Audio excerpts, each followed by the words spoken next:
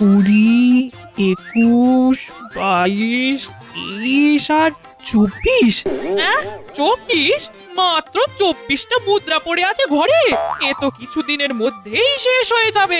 না না না না, এভাবে ঘরে বসে বসে শুধুমাত্র রাজামশাইয়ের দেওয়া মুদ্রার ভরসায় থাকলে তো চলবে না, কিছু একটা করতে হবে। কিন্তু কি করা যায়? হ্যাঁ,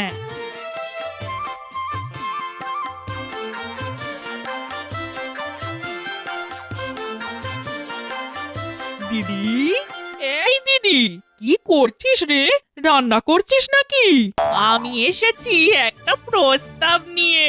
প্রস্তাব? কি প্রস্তাব? আমি ভাবছিলাম কি আমরা দুজনে মিলে একটা খাবার দোকান দিলে কেমন হয়? তুই রান্না করবি আর আমি বিক্রি করব। যা লাভ হবে সেটা তুই আর আমি অর্ধেক অর্ধেক ভাগাভাগি করে নেব। রে, ভালো বুদ্ধি না? মোরা ডিম ভালো বুদ্ধি।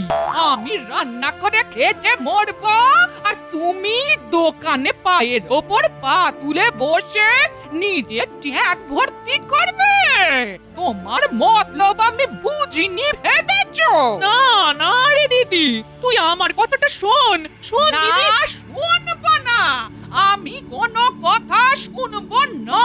যা, তুই বেরো, এক্ষুনি বেরো এখান থেকে।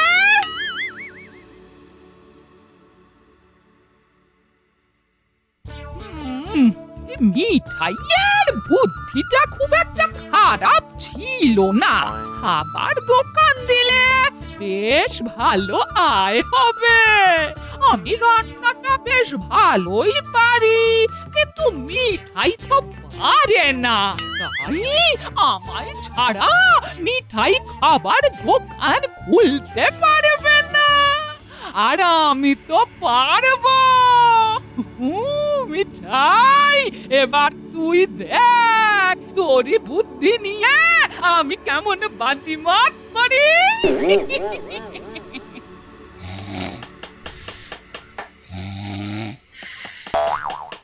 উহ, বাপরে বাপ, সকাল সকাল হাতুড়ি ঠুকছে কে? দূর দূর, ঘুমের বড়টা বাজিয়ে দিল একেবারে।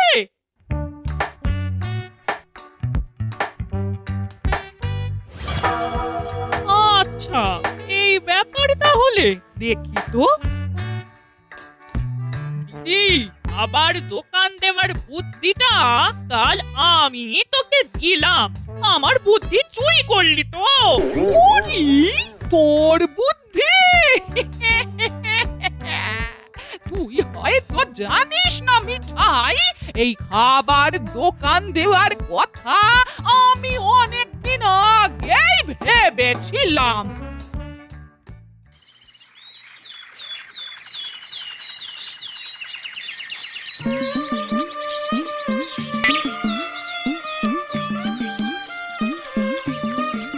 বাহ বাহ মন্ডা বুড়ি, বাহ! এই পোলাও মাংসটা কিন্তু অসাধারণ হয়েছে, অসাধারণ। এই ধন্যবাদ দাদা, ধন্যবাদ। তা কত হলো? পোলাও আর মাংস ওই 5 কড়ি দিন। দিদি, আমার বুদ্ধি কাজে লাগিয়ে তুই ব্যবসা করবি আর আমি চুপ করে দেখবো? না না না না, এটা তো হতে পারে না।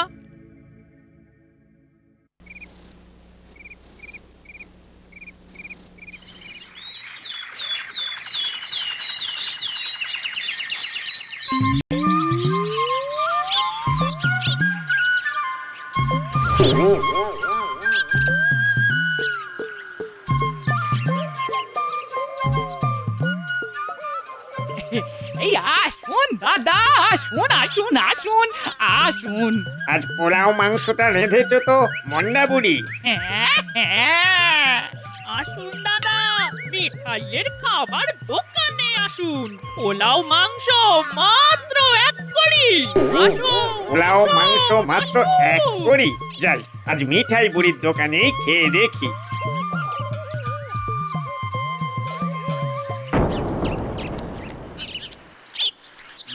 বাহ বাহ বাবা বাবা মিঠাই বুড়ি, তোমার দোকানের পোলাও মাংসটা তো মন্না বুড়ির দোকানের থেকেও ভালো খেতে। তা কোথা থেকে এমন রান্না শিখলে শুনি? আগে আমি এমন একজন রাঁধুনিকে এনেছি যার হাতের রান্না একেবারে অমৃত সমান। সেই সব রান্না করেছে। হ্যাঁ, বেশ বেশ, এই নাও খাবারের দাম। দামেও কত কম! মিঠাই আধুনি এনে রান্না করিয়ে আমার খদ্দের ভাঙাচ্ছিস?